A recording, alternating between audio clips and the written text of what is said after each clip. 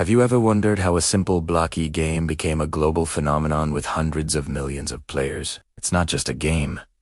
It's a universe built by its users. Today, we're diving deep into the untold story of Roblox. And trust me, it's a journey that started long before most of its players were even born. Our story begins not with a game, but with a physics simulator. Back in 1989, two brilliant engineers, David Baszucki and Eric Castle, founded a company called Knowledge Revolution. Their flagship product was called Interactive Physics. It was an educational software that allowed students to simulate physics experiments on a 2D plane. You could create things like levers, ramps, pulleys, and see how they'd react in a virtual world. It was groundbreaking for its time and won a bunch of awards. They even created another piece of software called Working Model, which was basically a more advanced version for engineers to simulate mechanical devices. Now, while watching students use interactive physics, David Baszucki had a light bulb moment. He noticed that kids weren't just doing their homework assignments.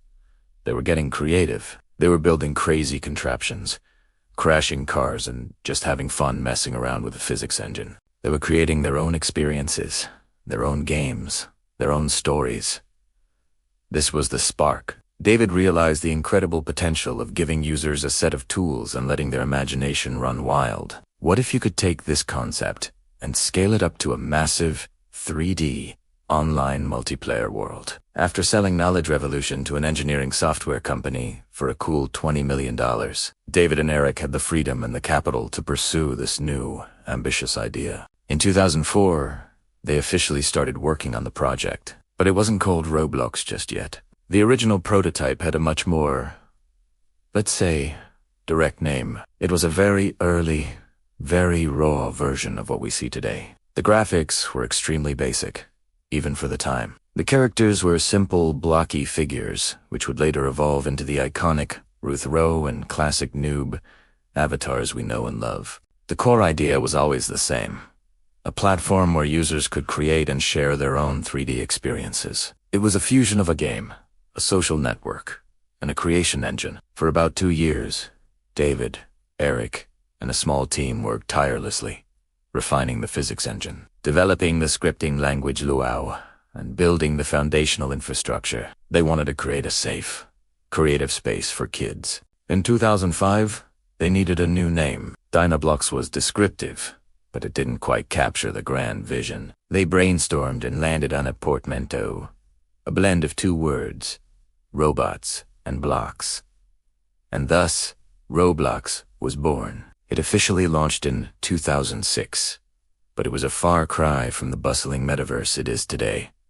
The launch was quiet, almost silent. There was no big marketing push, no massive ad campaign. For the first year, there were maybe only 100 players on the platform at any given time, many of whom were the developers and their friends.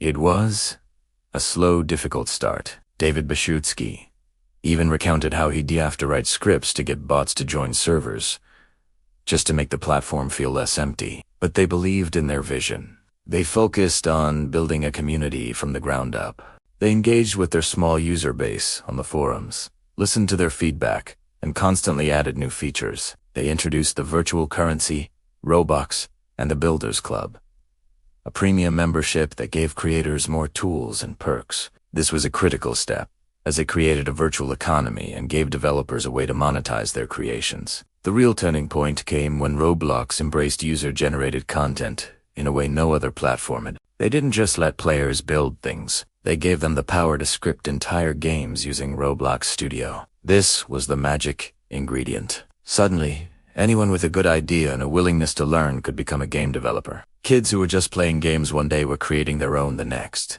Games like Crossroads and Chaos Canyon were some of the earliest hits, created by the Roblox team themselves to showcase what was possible. But soon, user-created games started to take over. Players built obstacle courses, or ABs, role-playing games, simulators, and tycoons.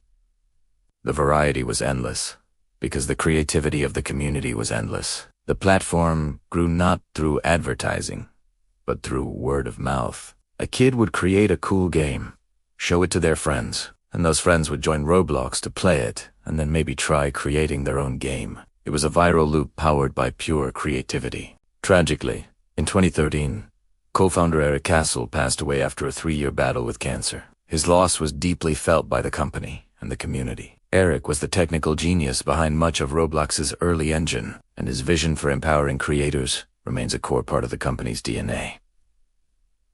The Roblox team honored him by placing a memorial in the virtual headquarters and selling a special Eric Castle hat, with all proceeds going to cancer research. Despite this immense loss, the company, now led by David Bushutsky, continued to grow. The rise of smartphones and tablets was another huge catalyst. Roblox launched on iOS in 2012 and Android in 2014, making the platform accessible to millions of new players who didn't have a PC. Now you could build and play anywhere. The network effect kicked into overdrive. More players meant more potential creators, which meant more games, which in turn attracted even more players. By the late 2010s, Roblox was a juggernaut. Games like Adopt Me, Jailbreak, and Miebzidi were attracting tens of billions of visits, with concurrent player counts rivaling some of the biggest AAA games in the world. And the developers of these games, many of whom were teenagers and young adults, were earning life-changing amounts of money through the Developer Exchange Program, or DevEx, which allows them to convert their earned Robux back into real-world currency. In March 2021, Roblox went public on the New York Stock Exchange, cementing its place as a major player in the tech and entertainment industries with a valuation in the tens of billions of dollars. Not bad for a little project that started as a 2D physics simulator. So, what is the secret to Roblox's success? It's not just the technology or the business model. It has the philosophy that David Bushutsky and Eric Castle established from the very beginning. A profound belief in the power of user creativity. They didn't set out to build a single game. They set out to build a platform that would empower millions of people to build their own games, their own worlds, and their own communities. They built the stage, provided the tools, and then stepped back to let the community become the star of the show. From Dinoblocks to a global metaverse, the story of Roblox is a testament to the power of a simple idea and the incredible things that can happen when you give people the freedom to create. It's a story that's still being written, not by the company, but by every single player who logs in and brings a new idea to life. What was the first Roblox game you ever played? Let me know down in the comments. I'd love to read about your memories. Thanks so much for watching. And if you enjoyed this story, be sure to hit that like button and subscribe for more deep dives into the games you love. See you in the next one.